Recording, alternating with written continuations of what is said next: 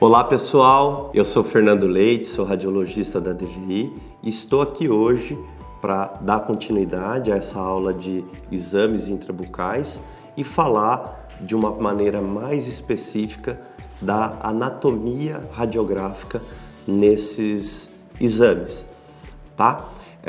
É um assunto muito importante de revisão, mas acredito que vai ajudar muito vocês no dia a dia. Bom, iniciando, eu gosto de dividir a anatomia radiográfica em regiões. Nós vamos falar da região dos incisivos, superior e inferior, depois da região do grupo dos caninos, superior e inferior, depois da região do grupo dos pré-molares, superior e inferior, e por último, a região dos molares, superior e inferior.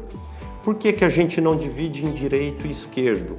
Porque a anatomia ela é espelhada, né? Tudo que eu falar para vocês de pré-molar superior vai estar valendo para o lado direito e para o lado esquerdo.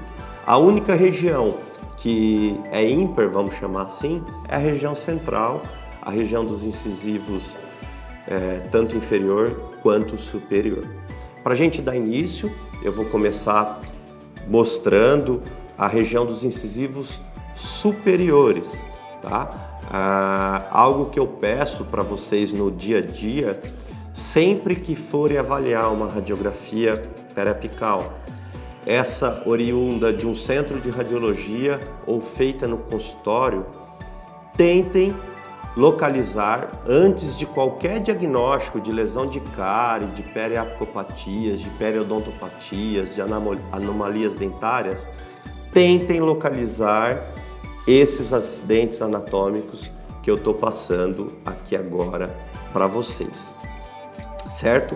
Então, na região dos incisivos, vocês vão se deparar com septo nasal, concha inferior, fossa nasal, espinha nasal, forame incisivo, sombra do nariz e sutura intermaxilar.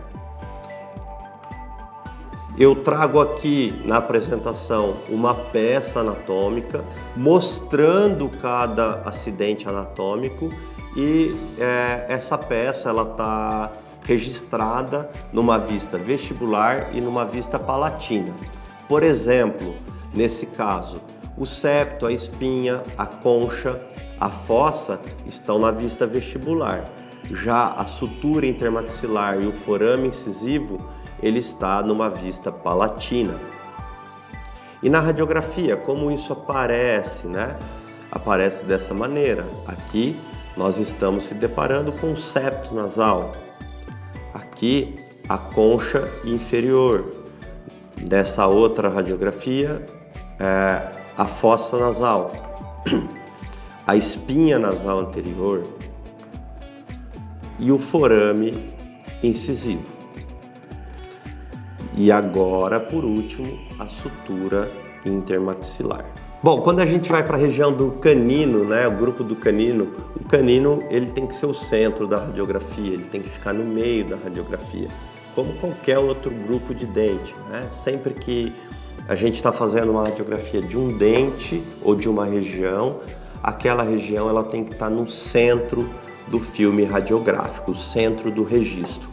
E o canino, quando a gente coloca ele no centro do registro, nós vamos ter como estruturas anatômicas na radiografia o soalho da fossa nasal, o seio maxilar, né, a parede anterior do seio maxilar, a fosseta mirtiforme ou lateral, que aparece ali entre as raízes do incisivo lateral e a porção mesial do canino, e ainda um pouquinho da sombra do nariz, que pode oscilar dependendo do nariz, do tamanho do nariz do paciente.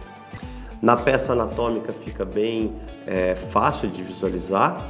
A letra A, o soalho da fossa nasal, a letra C, a fosseta mirtiforme, e a letra B, a parede anterior ou a fossa ali do seio maxilar, tá? O que eu gosto de lembrar os meus alunos?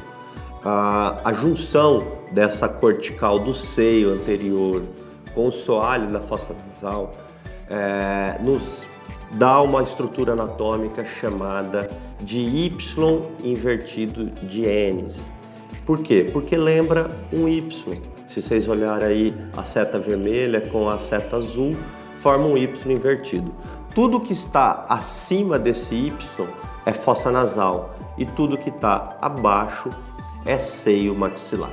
Eu gosto de falar isso porque é uma área, uma radiografia que gera muita confusão nos colegas na hora de interpretar. Aqui nós temos a fosseta multiforme, que ela se apresenta com uma radiodensidade mais escura, né, mais radiolúcida, e pode levar a falsos diagnósticos de lesão periapical e também falso diagnóstico de um osso pobre ali para colocar uma reabilitação com implante, né, um osso com pouca medular.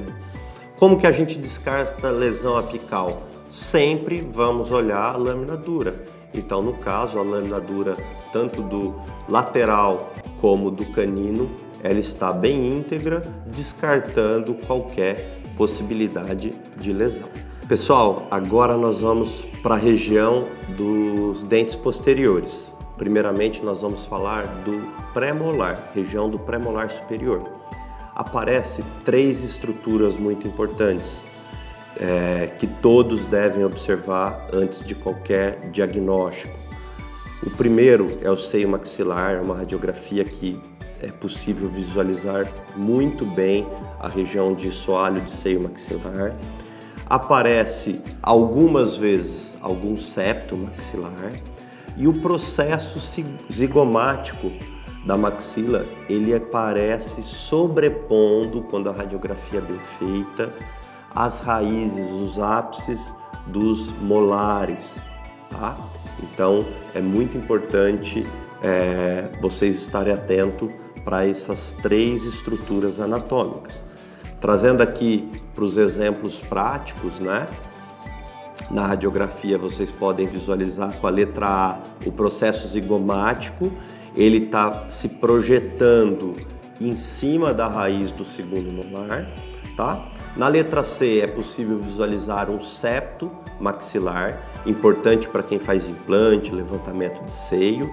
E na letra D, o soalho do seio maxilar, que também é muito importante para os casos de reabilitação com implante, os casos com lesões apicais, tá? Os casos de sinusite ou de alguma infecção odontogênica no seio maxilar, certo? Olhando aqui um breve exercício, né? Primeiro, para vocês olharem com a seta vermelha como o processo zigomático ele vai para cima dos molares, ou seja, a radiografia de pré-molar não serve para diagnóstico de molar.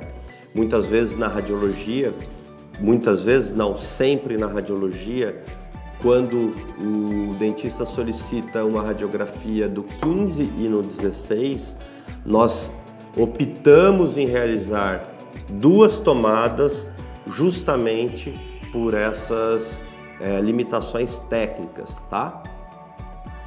Então, processo zigomático, aqui possível de visualizar todo o soalho do seio e aqui possível visualizar um septo maxilar, certo? Dando continuidade, nós vamos falar agora na região dos molares, uma região que começa a aparecer um pouco mais de estrutura, é possível ainda visualizar o seio maxilar. O processo zigomático ele sai do ápice dos molares, porém o zigomático ele aparece na radiografia, normalmente na região do túber ou na região do terceiro molar incluso. É possível visualizar lâminas do pterigoide, o processo amular, o túber da maxila, que eu já citei, e muito importante, a gente consegue visualizar, pelo fato do paciente estar com a boca aberta, o processo coronoide, né? Então, uma parte da mandíbula, que é o processo coronoide, é possível de visualizar nas radiografias periapicais da região dos molares superiores. Então aqui, trazendo para vocês a peça anatômica junto com a radiografia, vocês conseguem visualizar o túber, o processo coronoide, o processo molar, as lâminas do pterigoide, o zigomático e o seio maxilar. Alguns exemplos aqui para todos vocês, para ficar bem claro e ilustrativo. Então essa região é o túber da maxila. Depois aparece numa outra radiografia o processo coronoide. Depois vocês conseguem visualizar as lâminas do pterigoide. Então é isso, nesse caso nós estamos avaliando as estruturas anatômicas. Eu não vou olhar para essa lesão de cárie que apareceu no segundo molar ainda, tá? Agora o zigomático, ele apareceu na radiografia.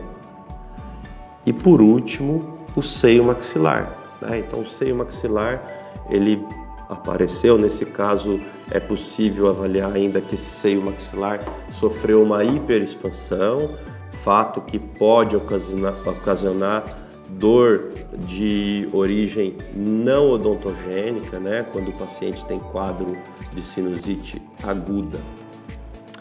E agora nós vamos para a região dos dentes inferiores, começando também pela região anterior de mandíbula, né? A região dos incisivos. E nessa região é possível observar 4 estruturas anatômicas bem relevantes. A primeira delas, a fossa mentual, que fica ali entre as raízes. Depois, a protuberância mentual, fica nessa região, né? Uma região bem radiodensa. E as espinhas genianas e a foramina lingual. São essas estruturas que vocês vão tentar observar numa radiografia de incisivo. Na vista lingual, é possível visualizar a foramina lingual e as espinhas genianas.